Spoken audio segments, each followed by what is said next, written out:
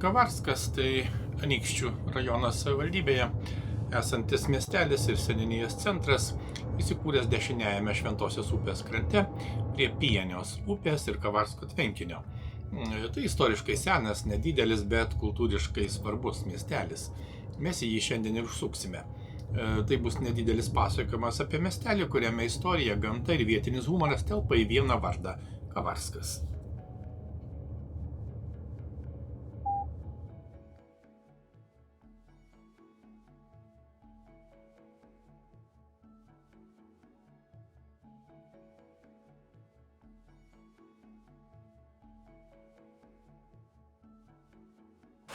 Taip, šiandien užsukome į nedidelį Aukštaitijos miestelį Kavarską. Na ir Kavarskas yra Anykščių rajono savivaldybėje, nutolęs nuo savivaldybės centro, tai yra Anykščių maždaug 15 km. Na ir miestelis yra išsidėstęs vadinamajame Kavarsko kalvagūbryje, altitudė maždaug 100 metrų virš jūros lygio.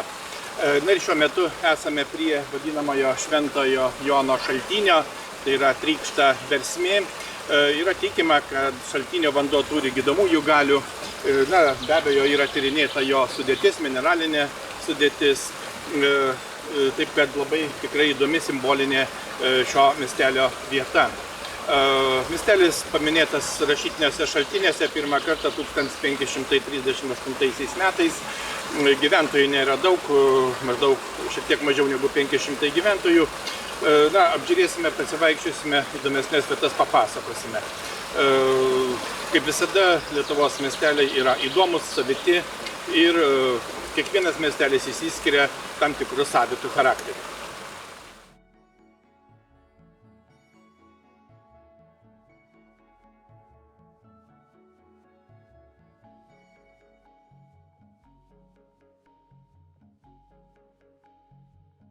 Miestelis yra pietinėje Anykščių rajono dalyje, Šventosios slėnyje, ir jam būdingi kalvoti, vingiuoti apylinkių peizažai.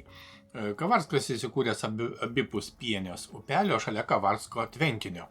Miestelis yra Anykščių regioninio parko pašonėje, todėl svarbus ir kaip lankytina vieta keliaujantiems po Anykščių kraštą. Dėl savo istorijos, šaltinių ir tapatybės jis dažnai pristatomas kaip nedidelė, tačiau savita Aukštaitijos vietovė.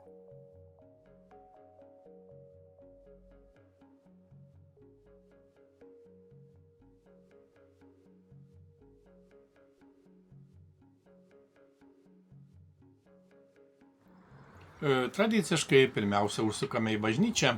Kavarsko Švento Jono Krikštytojo bažnyčia yra vienas ryškiausių miestelio istorijos ženklų. Jis stovi miestelio centre ant Pienios upelio šlaito, netoli Šventosios baseino erdvės. Na ir tai ne tik maldos namai, bet ir vieta, per kurią galima skaityti viso Kavarsko raidą. Nuo dvaro, parapijos, vietos bajorų globos iki parapijiečių pastangomis išsaugoto sakralinio paveldo. Bažnytinė Kavarsko istorija siejama su gana ankstyvais laikais.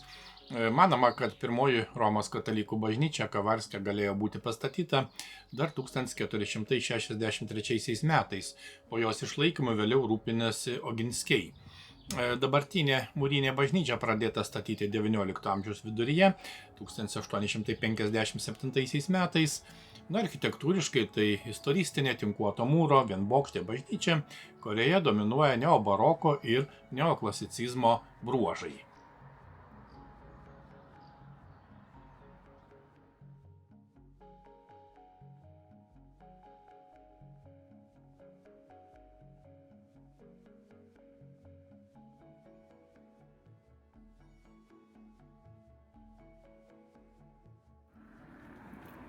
Kavarsko istorija prasideda ne nuo miesto, o nuo dvaro. Dabartinio Kavarsko vietoje 15 amžiuje buvo Mažųjų Pienionių dvaras.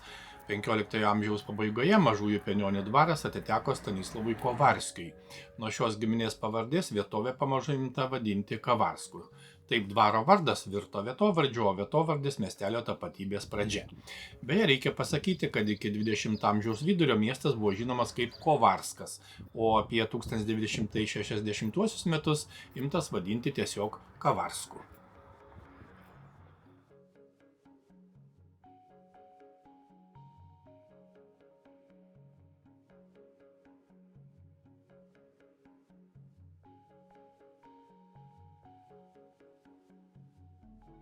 1551 metais Kavarskas jau vadinamas miestu.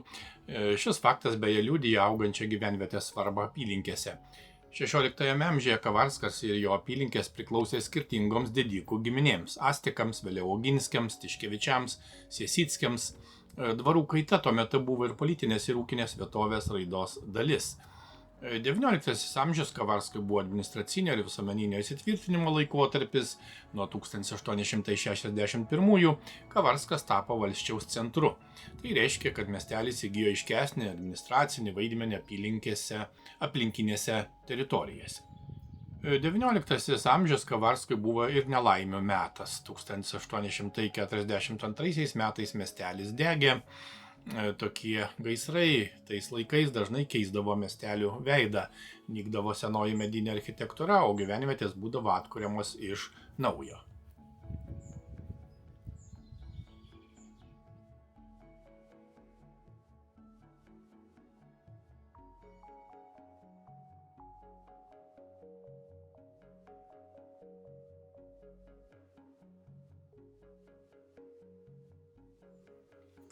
Einame link šaltinio, būtent Kavarsko rytinėme pakraštyje Šventosios upės slėnio dešiniajame šlaite trykšta vienas žinomiausių miestelio gamtos ir tikėjimo ženklų Šventojo Jono šaltinis.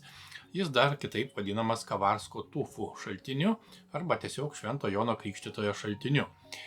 Geologiškai šis šaltinis ypatingas, jis išteka iš Šventosios slėnio šlaite susiformavusio taip vadinamo sofozinio cirko, natūralios įdubos, kurią suformavo požeminio vandens judėjimas. Vanduo į paviršių išsilieja keliose vietose, mažomis tekmėmis suteka į šulinėlį, toliau teka akmeniniu lataku ir patenka į atvirą baseiną. Šaltinio vanduo šaltas, skaidrus ir bekvapis, jis prisotintas kalcio ir magnio hidrokarbonatų, todėl čia formuojasi tufas, kitaip sakant, gėlavandenė klintis. Dėl šios savybės šaltinis turi ir kitą pavadinimą, kaip jau minėjome, Kavarsko tufų šaltinis. Kaip pagoniška versmė tapo Švento Jono šaltiniu, tiksliai nežinoma, tačiau aišku viena, ši vieta jau seniai yra daugiau nei gamtos objektas. Jis siejamas su Švento Jono Krikštytoju, su vasaros šventėmis, su vandens šventumu ir žmonių tikėjimu, kad kai kurios vietos turi ypatingą galią.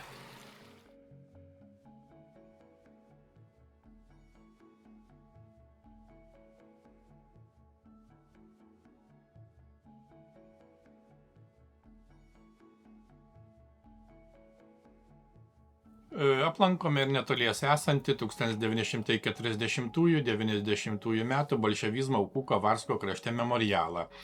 Memorialas įrengtas monsinjoro Alfonso Svarinsko rūpesčiu.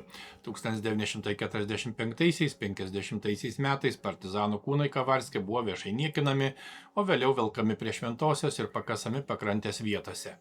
Sovietinės represinės struktūros žuvusiųjų kūnus naudojo kaip bauginimo priemonę.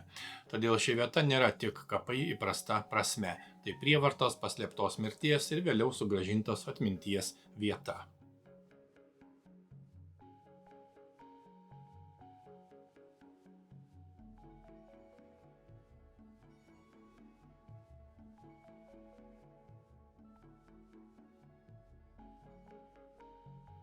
Prieš pirmąjį pasaulinį karą Kavarske veikė malūnas, 1914 metais pastatyta lentpjūvė, tačiau 1915 metais miestelį ištiko didelis smūgis. Per karą jis buvo sudegintas ir beveik sugriautas.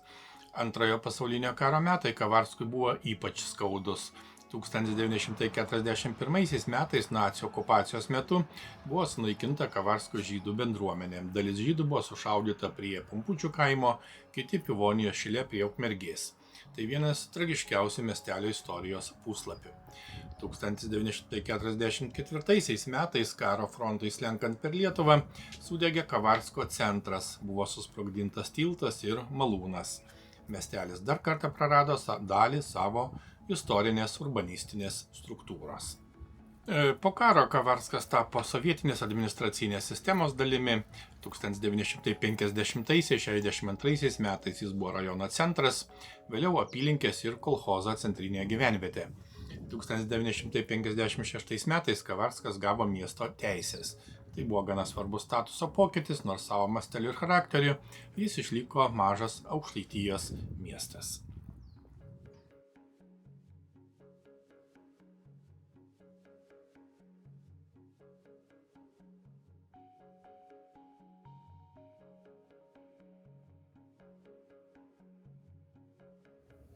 – 1963 metais prie Kavarsko buvo iškastas Šventosios Nevėžio kanalas, vėliau atsirado užtvanka, tvenkinys, o 21 amžiaus pradžioje buvo įrengta hidroelektrinė.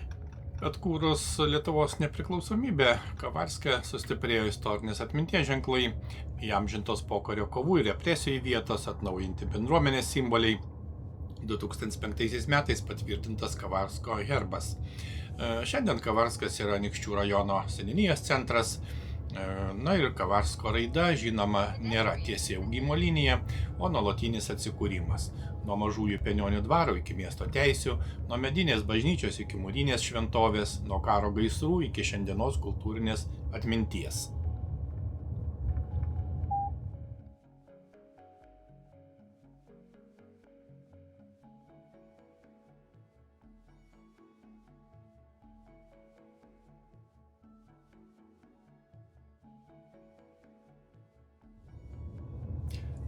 Kavarsko pakraštyje prie senojo kelio į Ukmergę stovi vienas iš išskirtiniausių miestelio ženklų – aukštas gelžbetoninis kryžius. Jis pastatytas 1936 metais tarpukario Lietuvoje, kai Kavarskas kūrėsi ne tik kaip parapijos ir valsčiaus centras, bet ir kaip bendruomenė siekusi palikti matomus savo tikėjimo, tapatybės ir laikmenčio ženklus. Kryžiaus aukštis apie 20 metrų. Dėl savo mastelio jis laikomas aukščiausiu tokio tipo gelžbetoniniu kryžiumi Lietuvoje. Tai netradicinis medinis pakelės kryžius, o modernios tarpukario statybos technologijos ir senosios lietuviškos kryždirbystės jungtis.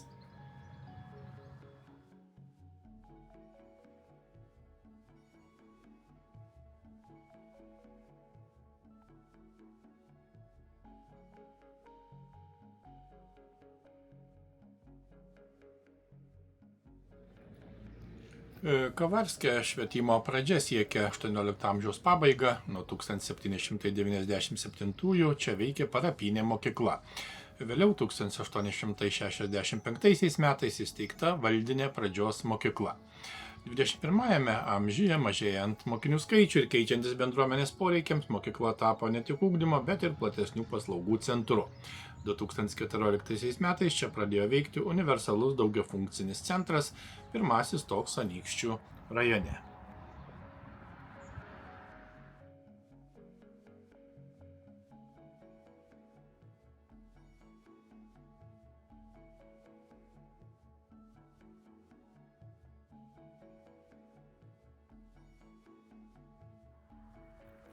Kavarsko rytinėme pakraštyje ant Šventosios dešiniojo kranto skardžio stovi 3 kryžių paminklas. Tai ne Vilniaus 3 kryžių kopija tiesioginė prasme, o jų vietinė interpretacija. Mažo miestelio ženklas atsiradęs tarpukario Lietuvos religinės ir tautinės savimonės aplinkoje.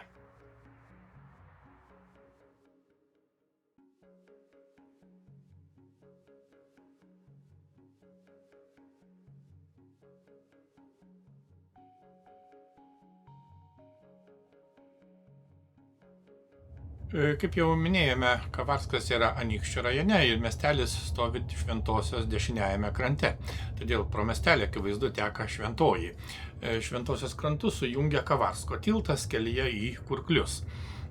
Šventoji beje yra didžiausias dešinysis Neries intakas ir ilgiausia upė, nuo ištakų iki Žečių tekanti vien tik Lietuvos teritorija. Jos ilgis beveik 248 km. Upė prasideda Lietuvos šiaurės rytuose, teka per ežeringas Aukštaitijos vietovės, Anykščių kraštą, Ukmergės apylinkės ir galiausiai įteka į Nerį netoli Jonavos. Kavarskui Šventoji svarbi ne tik kaip vandens telkinys. Prie jos slėnio kūrėsi gyvenvietės, ėjo keliai, veikė malūnai, formavosi ūkinis ir kasdienis žmonių gyvenimas.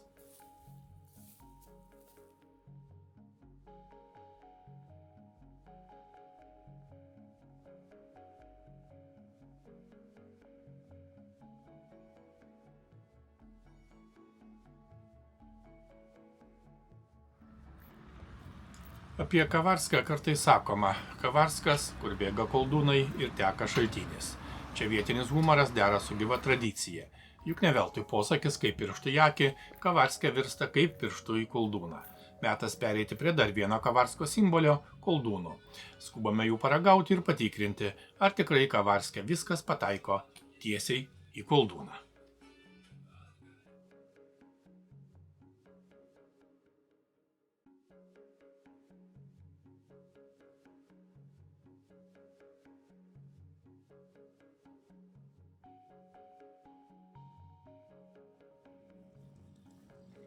Miestelis išties žavi žaluma, taip pat kad ir negausiamis, tačiau natūraliomis poilsio ir laisvalaikio zonomis. Galima tiesiog pasivaikščioti, pasimėgauti tyluma ir gamtos artumu.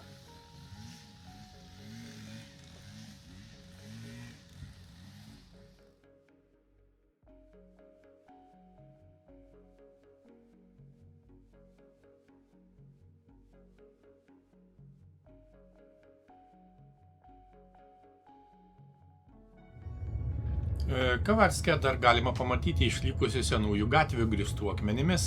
Jos primena laiką, kai miestelio kasdienybė judėjo lėtesniu ritmu, arklių traukiamais vežimais, turgaus dienomis, bažnyčios varpų lydima sekmadienio ramybė.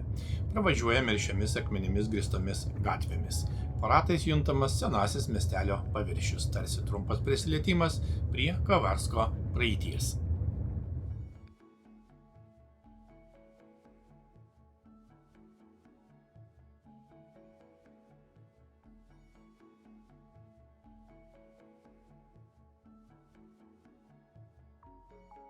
Kavarskas išties nedidelis miestelis, bet jo pasakojimas talpus.